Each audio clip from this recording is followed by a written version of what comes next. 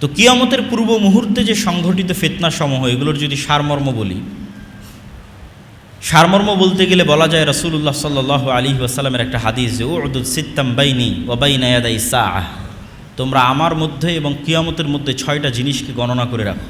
1 নম্বর হচ্ছে মাউতি, আমার মৃত্যু। রাসূল সাল্লাল্লাহু আলাইহি ওয়াসাল্লামের প্রেরিত হওয়াই পৃথিবীর সবচেয়ে বড় কিয়ামতের আলামত। কেন আগে যত নবী চলে গেছে, সব নবীর পর মানুষ আর এক নবীর অপেক্ষা করেছে। মুহাম্মদ সাল্লাল্লাহু আলাইহি ওয়াসাল্লাম যেহেতু শেষ নবী, সেহেতু আর দ্বিতীয় কোনো নবীর অপেক্ষা নেই, এখন অপেক্ষা শুধু কিয়ামতের। অতএব কিয়ামতের সবচেয়ে বড় আলামত অতিক্রম হওয়া 1400 বছর পার হয়ে গেছে। সেটা হচ্ছে মুহাম্মদ সাল্লাল্লাহু আলাইহি ওয়াসাল্লামের পৃথিবীতে প্রেরিত হওয়া এবং তার মৃত্যু। তারপর রাসূল সাল্লাল্লাহু আলাইহি ওয়াসাল্লাম বললেন মসজিদে আকসার বিজয়। তারপরে বললেন ভয়ঙ্কর মহামারী, যে মহামারীতে পৃথিবীর মানুষ মৃত্যুবরণ করে প্রায় শেষ হয়ে যাওয়ার মতো হয়ে যাবে, নাই বরাবর হয়ে যাবে। তারপর রাসূল সাল্লাল্লাহু আলাইহি ওয়াসাল্লাম বললেন এমন ধন সম্পদের আধিক্য যে মানুষের কাছে 100 দিরহাম এবং 100 দিনার অনেক কম মনে হবে। তারপরে বললেন ফিতনাতুন, এমন এক ফিতনা যেই ফিতনা থেকে আরবের কোনো ঘর মুক্ত থাকবে না। লা ইয়াবকা মিনহু বাইতুম মিনাল আরব, আরবের কোনো ঘর এই ফিতনা থেকে মুক্ত থাকবে না। ফিতনা শব্দটি কোরআন এবং হাদিসে যখনই ব্যবহৃত হয়েছে, বেশিরভাগ ক্ষেত্রে মারামারি, গণ্ডগোল, কাটাকাটি, যুদ্ধ ইত্যাদির ক্ষেত্রে ব্যবহৃত হয়েছে। ফলত এটিই বেশি সঠিক অর্থ যে এমন ফিতনা মানে এমন ভয়ঙ্কর যুদ্ধ, যে যুদ্ধে আরবের প্রত্যেকটা ঘর অংশগ্রহণ করবে। তারপর রাসূল সাল্লাল্লাহু আলাইহি ওয়াসাল্লাম বলেন হুদনাতুন বাইনাকুম ওয়া বাইনার রোম, একটা চুক্তি হবে, যে চুক্তি তোমাদের এবং রোমানদের মধ্যে হবে। রোমান কারা, এটা নিয়ে অনেক মতভেদ আছে। আজকের ইউরোপ রোমান না, আজকের রাশিয়া রোমান না, আজকের আমেরিকা রোমান, কিন্তু মতভেদ থাকলেও এতটুকু নিশ্চিত যে খ্রিস্টানদের সাথে মুসলমানদের একটা চুক্তি হবে। সেটা আমেরিকার খ্রিস্টান না, ইউরোপের খ্রিস্টান না, রাশিয়ার খ্রিস্টান, সেটা মতভেদ থাকতে পারে। যুগের পরিবর্তনে মানুষ এই হাদিসকে এক একভাবে বুঝতে পারে। আজ থেকে 500 বছর আগে একভাবে বুঝতো, যখন ক্রুসেডারদের সাথে যুদ্ধ হতো তখন একভাবে বুঝতো, তখন তো মনে করতো যে হাদিস বাস্তবায়ন হয়েই গেছে। আর এখন হয়তো আমরা আর একভাবে বুঝতেছি। তো খ্রিস্টানদের সাথে মুসলমানদের একটা চুক্তি হবে, তথা আরবের ভয়ঙ্কর গৃহযুদ্ধের ধারাবাহিকতায় খ্রিস্টানদের সাথে মুসলমানদের একটা চুক্তি হবে, যে এই চুক্তির ভিত্তিতে তারা তৃতীয় কোনো শক্তির বিরুদ্ধে যুদ্ধ করবে, এবং সেই তৃতীয় শক্তির বিরুদ্ধে যুদ্ধে ওই তৃতীয় শক্তি পরাজিত হবে। সেই তৃতীয় শক্তি কারা তাই কোরআন এবং হাদিসে উল্লেখ নাই। সেই তৃতীয় শক্তি ইহুদিরা, সেই তৃতীয় শক্তি হিন্দুরা, সেই তৃতীয় শক্তি চায়নার মতো যারা বুদ্ধিস্ট, তারা, আল্লাহু আলাম। তৃতীয় শক্তির বিরুদ্ধে বিজয়ী হওয়ার পর খ্রিস্টানদের একজন মানুষ ক্রুশকে উঁচিয়ে ধরে বলবে ক্রুশের বিজয় হোক। তখন আর এক মুসলিম উঠে সেটাকে ভেঙে দিবে অথবা ওই ব্যক্তিকে হত্যা করবে। তখন খ্রিস্টান এবং মুসলমানরা মুখোমুখি দাঁড়াবে, আর এটি পৃথিবীর ইতিহাসের সবচেয়ে বড় যুদ্ধ, তথা পৃথিবীর ইতিহাসের সবচেয়ে বড় যুদ্ধ হবে খ্রিস্টান আর মুসলমানদের মধ্যে, যেটার নাম মালহামা, যেটা বাইবেলে এবং অন্যান্য ধর্মগ্রন্থে আর্মাগেড্ডন নামে বলা হয়েছে। এবং পৃথিবীর সব ধর্মের মানুষ একজন মাসিহের অপেক্ষা করতেছে। মাসিহ মানে উদ্ধারকারী, বিপদ থেকে উদ্ধারকারী। মাসিহাদ দাজ্জালও বিপদ থেকে উদ্ধারকারী, ঈসা মাসিহও বিপদ থেকে উদ্ধারকারী। এবং দুইজনের নামেই মাসিহ লাগানো আছে, ঈসা মাসিহ এবং মাসিহাদ দাজ্জাল। কোরআন এবং হাদিসে এই দুইজনের নামে মাসিহ লাগানো আছে, বিপদ থেকে উদ্ধারকারী। একজন মিথ্যা বিপদ থেকে উদ্ধারকারী, আর একজন সত্য বিপদ থেকে উদ্ধারকারী। এই জন্য ইহুদি হোক, খ্রিস্টান হোক, মুসলমান হোক, সবাই কিয়ামতের পূর্ব মুহূর্তে একজন মাসিহের অপেক্ষায়। এবং এই মাসিহকে এবং এই মাসিহাদ দাজ্জালকে খ্রিস্টান এবং ইহুদি ধর্মে অ্যান্টিক্রাইস্ট হিসেবে নামকরণ করা হয়েছে। তো পৃথিবীর ইতিহাসের সবচেয়ে ভয়াবহ যুদ্ধ হবে মুসলমান এবং খ্রিস্টানদের মধ্যে, যেখানে রাসূল সাল্লাল্লাহু আলাইহি ওয়াসাল্লামের হাদিস অনুযায়ী 9,60,000 তথা প্রায় 10 লক্ষের কাছাকাছি সেনাবাহিনী একত্রিত হবে খ্রিস্টানদের। আর মুসলমানদের পক্ষ থেকে সিরিয়া এবং মদিনার তৎকালীন বিশ্বের সবচেয়ে আল্লাহওয়ালা তাকওয়াবান পরহেজগার মানুষরা মদিনা থেকে বেরিয়ে আসবে। আর সিরিয়া এবং মদিনার মুজাহিদরা জোটবদ্ধ অবস্থায় খ্রিস্টানদের বিরুদ্ধে যুদ্ধে অবতীর্ণ হবে। রাসূল সাল্লাল্লাহু আলাইহি ওয়াসাল্লাম যে জায়গাগুলোর কথা বলেছেন, এগুলো হচ্ছে বর্তমান সিরিয়া এবং তুরস্কের সীমান্তবর্তী অঞ্চল, আমাক এবং দাবেক। তুরস্ক এবং সিরিয়ার সীমান্তবর্তী অঞ্চলে এই যুদ্ধ হবে। এবং হাদিসের বিভিন্ন সূত্র অনুযায়ী এই যুদ্ধ 4 দিন চলবে। এবং এই যুদ্ধ এত ভয়াবহ হবে যে আকাশে যদি 1 মাস পাখি উড়ে তাহলে লাশের সারি শেষ করতে পারবে না, এবং কোথাও নিরাপদ জায়গা না পাওয়ায় উড়ন্ত অবস্থাতেই মরে পড়ে যাবে লাশের দুর্গন্ধের কারণে। এবং কোনো বংশে 100 জন মানুষ থাকলে 99 জন মারা যাবে, গনিমতের মালে কেউ সন্তুষ্ট হবে না, কেননা কেউ উত্তরসূরি নাই, উত্তরাধিকারী নাই। এগুলো হাদিসের বিভিন্ন রেওয়ায়েতে এসেছে। তো এই যুদ্ধে যখন মুসলমানেরা বিজয়ী হবে তখন পৃথিবীতে মুসলমানদের সামনে দাঁড়ানোর মতো আর কোনো শক্তি অবশিষ্ট থাকবে না, কেন খ্রিস্টানদের সর্বোচ্চ শক্তির বহিঃপ্রকাশ এই যুদ্ধে তারা করে ফেলেছে 10 লক্ষ। ফলত মুসলমানদের সামনে দাঁড়াবে এরকম আর কোনো সেনাবাহিনী তখন পৃথিবীতে অস্তিত্বমান নাই। তো মুসলমানদের এই বিজয় অভিযান কিছু বর্ণনা অনুযায়ী তুরস্কের রাজধানী ইস্তাম্বুল, কিছু বর্ণনা অনুযায়ী ইতালির রাজধানী রোম পর্যন্ত পৌঁছে যাবে, ধারাবাহিক বিজয় অভিযান। এবং তার মধ্যে একটা শহর মুসলমানেরা বিজয় করবে অস্ত্র ছাড়াই, জানিবু মিনহাল বার ওয়া জানিবু মিনহাল বাহার, এমন এক শহর যার একদিকে সমুদ্র এবং একদিকে সমতল। ততদিন পর্যন্ত কিয়ামত হবে না, লা তাকুমুস সাআহ, ততদিন পর্যন্ত কিয়ামত হবে না যতদিন না বানু ইসহাকের 70,000 মানুষ এখানে যুদ্ধ না করেছে। বানু ইসহাক মানে বানু ইসরাইল। তাহলে এই হাদিস থেকে আর একটা সূক্ষ্ম জিনিস বোঝা যায় যে বানু ইসরাইলের অধিকাংশই অথবা আর কেউই ইহুদি নাই, বরং সবাই মুসলমান হয়ে গেছে। এবং আজকের যারা ইহুদি তারা জেনেটিক্যালি এটা প্রুফ করতে পারবে না যে তারা ইব্রাহিম আলাইহিসসালাতু ওয়াসসালামের সন্তান, কেন ইব্রাহিম আলাইহিসসালাতু ওয়াসসালাম সাদা চামড়ার নন, তথা ইউরোপ এবং আমেরিকার মানুষের গায়ের যে চামড়ার রং এটা ইব্রাহিম আলাইহিসসালাতু ওয়াসসালামের গায়ের চামড়ার রং নয়। ইব্রাহিম আলাইহিসসালাতু ওয়াসসালাম হচ্ছে নূহ আলাইহিসসালাতু ওয়াসসালামের ছেলে সামের বংশধর, আর সামের গায়ের চামড়ার রং হচ্ছে আরব বিশ্বের মানুষের গায়ের চামড়ার রং যেমন তেমন, মেটে সাদা, ধবধবে হলদেটে সাদা নয়। ধবধবে হলদেটে সাদা হচ্ছে ইউরোপ, শীতকালীন অঞ্চল, ইউরোপ, আমেরিকা, রাশিয়া, যারা নূহ আলাইহিসসালাতু ওয়াসসালামের সন্তান ইয়াফেসের বংশধর। তো যেহেতু ইব্রাহিম আলাইহিসসালাতু ওয়াসসালাম নূহ আলাইহিসসালাতু ওয়াসসালামের ছেলে সামের বংশধর, এই জন্য তার গায়ের রং বর্তমান আরব বিশ্বের মানুষের গায়ের রং যেমন তেমন। এই জন্য ঈসা আলাইহিসসালাতু ওয়াসসালামের গায়ের রং, মুহাম্মদ সাল্লাল্লাহু আলাইহি ওয়াসাল্লামের গায়ের রং সব কাছাকাছি একই। আর বর্তমান যারা নিজেদের ইহুদি দাবি করছে এবং ফিলিস্তিনে জোরপূর্বক জায়গা দখল করছে সব সাদা চামড়া। সুতরাং জেনেটিক্যালি এটা প্রুভ করা সম্ভব নয় যে তারা ইব্রাহিম আলাইহিস সালামের সন্তান। তাহলে ইসহাক আলাইহিসসালাতু ওয়াসসালামের বংশের 70,000 মানুষ মুসলমান অবস্থায় যুদ্ধ করবে এবং এমন এক শহর বিজয় করবে অস্ত্র ছাড়া। তো কিছু মুহাদ্দিস ব্যাখ্যা করেছেন এটা ইস্তাম্বুল এবং এই যুদ্ধের পরই বিজয় হবে, আর কেউ ব্যাখ্যা করেছেন এটা ইতালি। কেননা কিছু জয়ীফ হাদিসে বর্ণিত আছে যে রাসূল সাল্লাল্লাহু আলাইহি ওয়াসাল্লামকে জিজ্ঞেস করা হলো যে মুসলমানরা আগে ইতালির রাজধানী রোম বিজয় করবে না কুস্তুনতুনিয়া বিজয় করবে। রাসূল সাল্লাল্লাহু আলাইহি ওয়াসাল্লাম বললেন আগে কুস্তুনতুনিয়া বিজয় করবে, তারপরে রোম বিজয় করবে। তো ওখান থেকে অনেকেই ব্যাখ্যা নিয়েছেন যে এটি হচ্ছে ইতালির রাজধানী রোম। এবং যুক্তিতে কেন টিকবে, আসলে এত বিশাল যুদ্ধের পর পৃথিবীতে আর মুসলমানদের সামনে দাঁড়ানোর মতো কোনো অস্তিত্বশীল শক্তি নাই। এবং মুসলমানদের এই বিজয় অভিযানের কারণে ইহুদি এবং খ্রিস্টানরা বিপদগ্রস্ত থাকবে, কেন মুসলমানরা সব বিজয় করে নিয়েছে। মসজিদ আকসা বিজয় করে ফেলেছে, ইউরোপ বিজয় করে ফেলেছে, ভারত বিজয় করে ফেলেছে। এগুলো অনেক হাদিস থেকে একত্রিত করে আমি বলতেছি, এগুলো প্রত্যেকটা কথার পিছনে বিভিন্ন হাদিস আছে। তো যেহেতু মুসলমানদের সামনে আর কোনো বাধাই নাই, সব বিজয় করে ফেলেছে, মসজিদে আকসা, ভারত, ইউরোপ সব বিজয় করেছে, তো ইহুদি খ্রিস্টানরা তো বিপদে। তো এই জন্য এবার তাদেরকে উদ্ধার করার জন্য, বিশেষ করে ইহুদিদেরকে উদ্ধার করার জন্য দাজ্জালের আগমন হবে। এবং দাজ্জাল মুসলমানদের এই ভয়াবহ বিজয় অভিযানকে থামানোর জন্য শয়তান অদৃশ্য থেকে আওয়াজ দিবে, দাজ্জাল তোমাদের বাড়ি ঘরে প্রবেশ করেছে। এবং মুজাহিদরা তাদের এই বিজয় অভিযান থামিয়ে, কেন এটা পৃথিবীর ইতিহাসের সবচেয়ে ভয়াবহ ঘটনা যে দাজ্জাল বের হয়ে গেছে, শকিং নিউজ, এর চেয়ে ভয়ঙ্কর সংবাদ আর হতে পারে না। এই জন্য বিজয় অভিযান বাদ দিয়ে সব দামেশকে ফিরে আসবে খুঁজতে যে আসলে দাজ্জাল বের হয়েছে কিনা। কিন্তু ততদিনেও দাজ্জাল বের হয়নি। কিন্তু দামেশকে ফিরে আসতে আসতে অথবা ফিরে আসার পরপরই সত্যি সত্যি দাজ্জাল বের হয়ে যাবে। এবং দাজ্জাল বের হবে যেহেতু এক্সট্রা অর্ডিনারি, ভয়ঙ্কর, অমানবিক এবং অলৌকিক ক্ষমতা নিয়ে, যা মানুষের সাধ্যের মধ্যে নয়,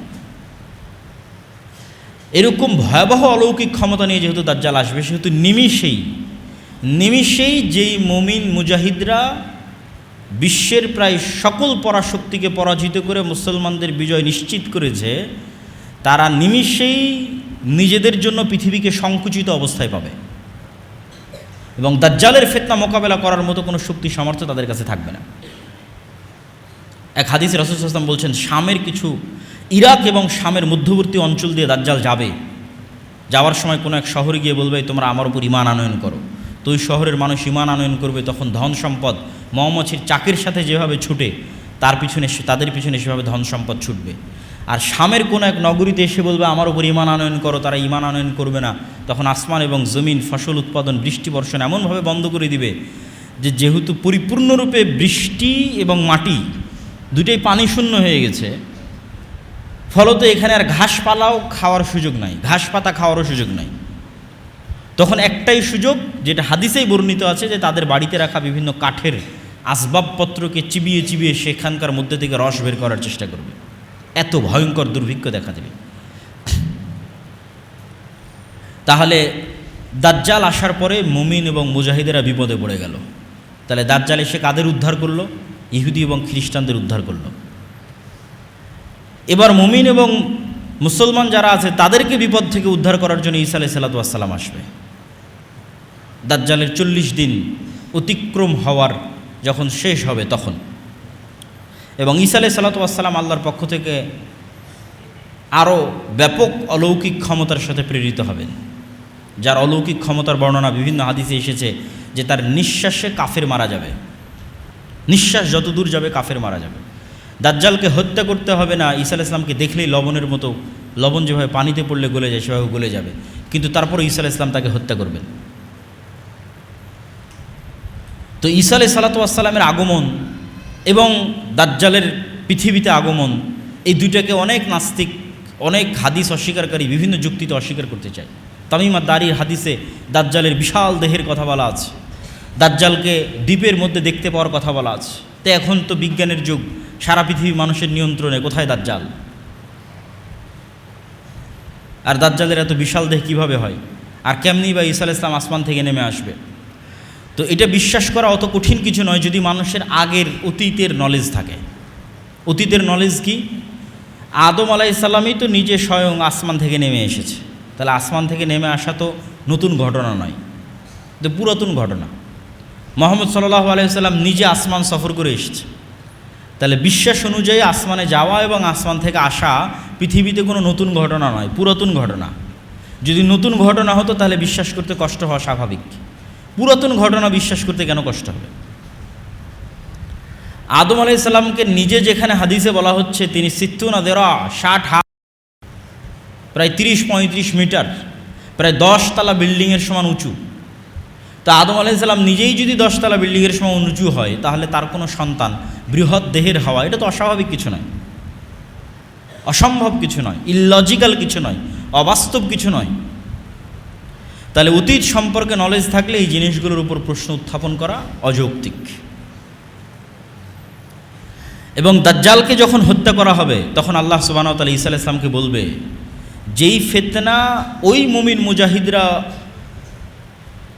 অতিক্রম করতে পারেনি, যারা বিশ্ব বিজয় করেছে, সেই ফিতনা বিজয় করলো ঈসা আলাইহিস সালাম। এবার ঈসা আলাইহিস সালামকে বলা হচ্ছে, এবার এমন ফিতনা বের হবে যা তুমিও পারবা না। তারা হচ্ছে ইয়াজুজ এবং মাজুজ।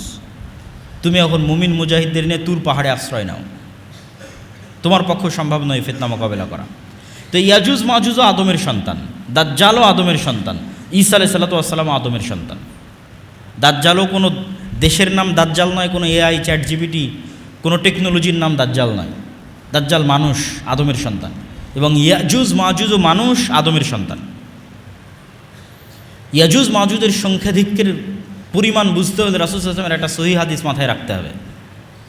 আল্লাহর নবী বললেন, আদম সন্তানের প্রত্যেক 1000-এ 999 জন জাহান্নামী। তো সাহাবীরা দুশ্চিন্তায় পড়ে গেলেন যে 1000-এ যদি 999 জন জাহান্নামী হয়, তাহলে তো আমরাও মানে আমাদের জান্নাতে যাওয়ার সম্ভাবনা কোথায়? তাহলে রিস্ক তো ভয়ঙ্কর, ভয়াবহ রিস্ক। 999, 1000-এ 999 জন, একজন মাত্র জান্নাতে। তো রাসূল সাল্লাল্লাহু আলাইহি ওয়াসাল্লাম বলেন, দুশ্চিন্তার কিছু নয়, এই 999 জনের অধিকাংশই ইয়াজুজ মাজুজ। তাহলে 999 জনের কতজন ইয়াজুজ মাজুজ তা রাসূল সাল্লাল্লাহু আলাইহি ওয়াসাল্লাম বলেননি। যদি 900 জন ইয়াজুজ মাজুজ হয় 999-এর, তাহলেও আদম থেকে নিয়ে কিয়ামত পর্যন্ত যা মানুষ আসবে তার অন্তত 900 গুণ হতে হবে ইয়াজুজ মাজুজকে। এখনকার পৃথিবীর 600 কোটি মানুষের 900 গুণ এ কথা বলিনি। আদম থেকে নিয়ে কিয়ামত পর্যন্ত যা মানুষ তার অন্তত 900 গুণ না হলে কেমনে 1999 900টা ইয়াজুজ মাজুজ হবে জাহান্নামে? তাহলে ইয়াজুজ মাজুজের সংখ্যা কত? তাহলে এত বিশাল ইয়াজুজ মাজুজ কোথায় আছে আর দাজ্জাল কোথায় আছে? এই বিশ্বাস মজবুত করার জন্য কয়েকটা জিনিস মাথায় রাখতে হবে। এক, আল্লাহ সুবহানাহু ওয়া তাআলা মানুষকে অনেক সীমাবদ্ধ শক্তি দিয়ে সৃষ্টি করেছেন এবং এটা আজকের বিজ্ঞানও স্বীকার করে। ডার্ক এনার্জি এবং ডার্ক ম্যাটার যে কেউ সার্চ দিলে দেখতে পাবে যে পৃথিবীর 2%ও মানুষ দেখতে পায় না, অনেক কম, 2 থেকে 5% মানুষ দেখতে পায়, বাকি 95%ই অদৃশ্য। আসমান এবং জমিনের মধ্যে যা কিছু আছে এটা বিজ্ঞান দাবি করতেছে। তো তারা নাম দিয়েছে ডার্ক ম্যাটার, ডার্ক এনার্জি। এবং বিজ্ঞান বলতেছে ডাইমেনশন, যে এক ডাইমেনশনের জিনিস আর এক ডাইমেনশনে থাকা জিনিসকে দেখতে পাবে না। এটা যদি আমরা আমাদের লাইফ দিয়ে বুঝতে চাই তাহলে একটা পিঁপড়া আমাকে কিভাবে দেখে আর আমি একটা পিঁপড়াকে কিভাবে দেখি, একটা কুকুর আমাকে কিভাবে দেখে আমি একটা কুকুরকে কিভাবে দেখি, তোমরা আমাকে এখন যেভাবে দেখতেছো, আপনারা আমাকে এখন যেভাবে দেখতেছেন, একটা কুকুর তো এভাবে দেখে না। সে এতগুলো রং, সবগুলো রং সে দেখতে পায় না, মাত্র 2টা রং দেখতে পায়। এবং সে চেহারা ফেসে মানুষকে চিনতে পারে না, গন্ধে চিনতে পারে। একটা সাপ আমাদেরকে কিভাবে দেখে আর আমরা একটা সাপকে কিভাবে দেখি, দেখার অ্যাঙ্গেল ভিন্ন। আমি একটা সাপকে পরিপূর্ণ দেখতে পাচ্ছি, একটা পিঁপড়াকে পরিপূর্ণ দেখতে পাচ্ছি, পিঁপড়া তো আমাকে আসলে পরিপূর্ণ এভাবে দেখতে পায় না। এবং একটা পাখিকে যদি মসজিদের মধ্যে ছেড়ে দেওয়া যায় সেই জানালা খুঁজে বের করতে পারবে না কোন দিক দিয়ে জানালা, আমরা দেখতে পাচ্ছি জানালা। তাহলে ওর দেখার দৃষ্টি সীমা একরকম, আমার দেখার দৃষ্টি আর এক রকম। ঠিক একই অবস্থা আমাদের চেয়ে আপার ডাইমেনশনে যে সমস্ত ফেরেশতা এবং জিনেরা আছে ওরা আমাদেরকে স্পষ্ট দেখতে পাচ্ছে। এই মসজিদে যেহেতু ফেরেশতা আছে কিন্তু আমরা দেখতে পাচ্ছি না।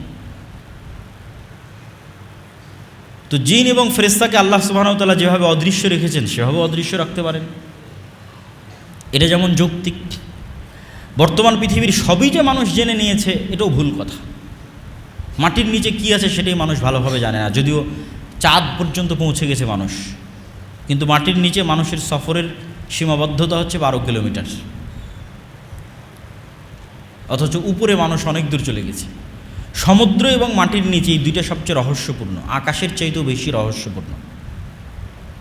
এবং তারপরেও আরেকটি বিষয় থাকে, সেটি হচ্ছে আল্লাহ সুবহানাহু ওয়া তাআলা বলেছেন তিনি তার আসমান সৃষ্টিতে যা সময় লেগেছে জমিন সৃষ্টিতে তাই সময় লেগেছে। এবং 7 আসমান এবং 7 জমিন সৃষ্টি করেছেন, তথা 7 আসমান যা বিশাল 7 জমিন তাই বিশাল। ওয়া ইয়াতানাজ্জালুল আমরু বাইনাহুন্না, আর আল্লাহর ওহী, আল্লাহর আদেশ 7টাতেই অবতীর্ণ হয়, 7 আসমান এবং 7 জমিনই অবতীর্ণ হয়। তো আল্লাহ সুবহানাহু ওয়া তাআলা অন্য জমিনেও রেখে থাকতে পারেন দাজ্জালকে, ইয়াজুজ মাজুজকে। এবং সূরা কাহফে যত ব্যতিক্রম ঘটনাগুলো আছে এই ব্যতিক্রম ঘটনাগুলো অনেক বেশি ব্যতিক্রম, যেগুলো কিয়ামতের পূর্ব মুহূর্তে সংঘটিত বিষয়ের প্রতি ঈমানকে মজবুত করতে সহযোগিতা করে এবং দাজ্জালের ফিতনা থেকে বাঁচার ক্ষেত্রে মানুষের রাস্তা তৈরি করে দিতে পারে। সূরা কাহফে 4টা ঘটনা আছে, আসহাবে কাহফের ঘটনা। তা আসহাবে কাহফের ঘটনা থেকে শিক্ষা কি? মানুষ আসহাবে কাহফ ঈমান বাঁচাতে যেমন পৃথিবী থেকে ডিসকানেক্ট হয়ে গেছে, মানুষ যদি ঈমান ধরে রাখতে চায় দাজ্জালের সময় অথবা তার পূর্ববর্তী ভয়াবহ ফিতনার সময়, তাহলে ওইভাবে পৃথিবী থেকে ডিসকানেক্ট হয়ে যেতে হবে আসহাবে কাহফের মতো। আর পরকালের প্রতি ঈমান লাগবে আসহাবে উখদুদের মতো, যারা জ্বলন্ত আগুনের মধ্যে ঢুকে গেছে। কেন? ওইটা তাদের কাছে জ্বলন্ত আগুন নয়, ওইটার মধ্যে তারা জান্নাত দেখতে পাচ্ছে, এটা তাদের ওসিলা জান্নাতে যাওয়ার। আপনার কাছে এটা আমি আগুনে পুড়ে মারা যাব, আর আরেকজনের কাছে আমি এইটাতে আগুনে ঢুকে জান্নাতে যাব। চিন্তার পার্থক্য। আপনার কাছে আরে ভয়াবহ আগুন, এই আগুনের মধ্যে ঢুকলে তো আমার অনেক কষ্ট, আর আরেকজন আর এই আগুনে ঢুকলে তো আমি জান্নাতে চলে যাব। তাহলে একজনের কাছে মৃত্যু জান্নাতে যাওয়ার ওসিলা, আর আরেকজনের কাছে মৃত্যু ভয়ের কারণ। এটাই তো বিশ্বাসের পার্থক্য। যার কাছে মৃত্যু জান্নাতে যাওয়ার ওসিলা, তথা যার পরকালের প্রতি বিশ্বাস মজবুত, তার কাছে মৃত্যু তো জান্নাতে যাওয়ার ওসিলা। তো এখন সামনে আগুন থাকুক আর যাই থাকুক সেটা তো বিষয় নয়। তাহলে পরকালের উপর ঈমান যত মজবুত ও আসহাবে উখদুদের মতো ব্যবহার করতে পারবে দাজ্জালের ফিতনার সময়, কেন? তার কাছে মৃত্যু জান্নাতে যাওয়ার ওসিলা। আর যার পরকালের উপর ঈমান নাই, দুনিয়ায় যার কাছে সব কিছু, অবৈধ 1 টাকার প্রতিও যার লোভ আছে, অবৈধ 1 টাকার উপরও যার লোভ আছে, তার পক্ষে দাজ্জালের ফিতনা থেকে বেঁচে থাকা সম্ভব নয়। তো আসহাবে কাহফের ঘটনা আছে সূরা কাহফের মধ্যে। তারপরে ঘটনা আছে জুলকারনাইন, ইয়াজুজ মাজুজ। তো ইয়াজুজ মাজুজের ঘটনা তো অতীতে, তাহলে বিশ্বাস করতে কেন কষ্ট হবে? কোরআনে ইয়াজুজ মাজুজকে দেখানো হচ্ছে অতীত একটা ঘটনা হিসেবে, যে জুলকারনাইন সফর করলো, এক এরিয়ায় গেল যেখানে ইয়াজুজ মাজুজ এবং তাদেরকে আবদ্ধ করে দিল। তাহলে ইয়াজুজ মাজুজের অস্তিত্ব অতীতেই দেখা যাচ্ছে, তো ভবিষ্যতে তো অস্তিত্ব আরও সহজ। অমিন কুল্লে হাদাবি ইয়াংসিলুন, প্রত্যেকটা উঁচু জায়গা থেকে তারা দলে দলে নেমে আসবে, আল্লাহ সুবহানাহু ওয়া তাআলা কোরআন মাজিদে বলেছেন। তারপরের আশ্চর্যের ঘটনা হচ্ছে মুসা আলাইহিস সালাম এবং খিজির, এটাও সূরা কাহফের মধ্যে,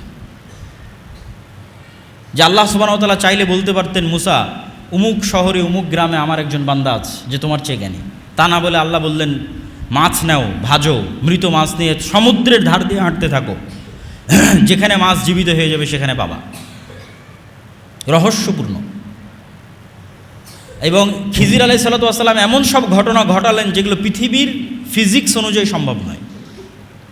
ভবিষ্যতে কোন বাচ্চা তার বাপ মাকে হত্যা করবে, সেই বাচ্চাকে তিনি অতীতে হত্যা করতেছেন। এ তো টাইম নিয়ে যত মানুষের, আধুনিক যুগে যত মানুষের বিভিন্ন গবেষণা এবং বিশ্লেষণ আছে, এবং টাইম ট্রাভেল, যে সময়ের মধ্যে সফর করা, ভবিষ্যৎ দেখে আসা, অতীতে সমাধান করা, এই ধরনের সব আশ্চর্য ঘটনা খিজির আলাইহিস সালাম ঘটাচ্ছে।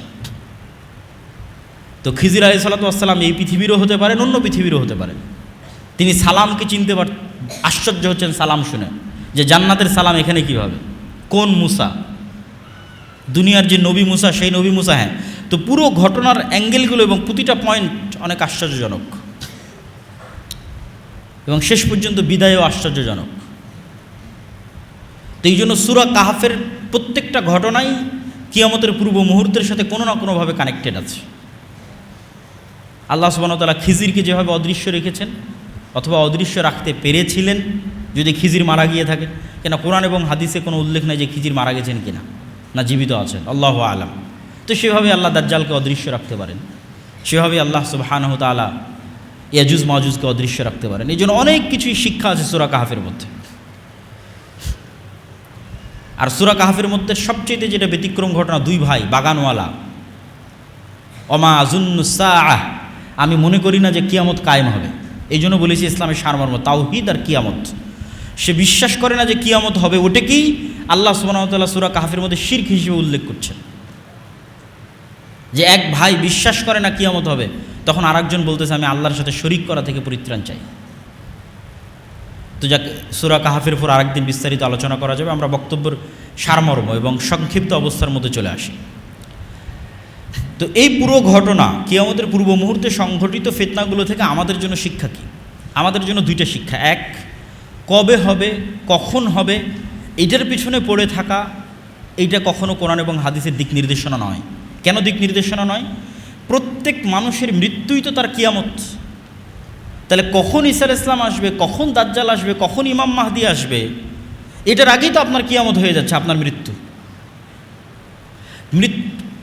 কিয়ামত মানে কি? আপনি পরকালকে দেখবেন। তো মৃত্যুর পরেই তো মানুষ পরকালকে দেখে ফেলে।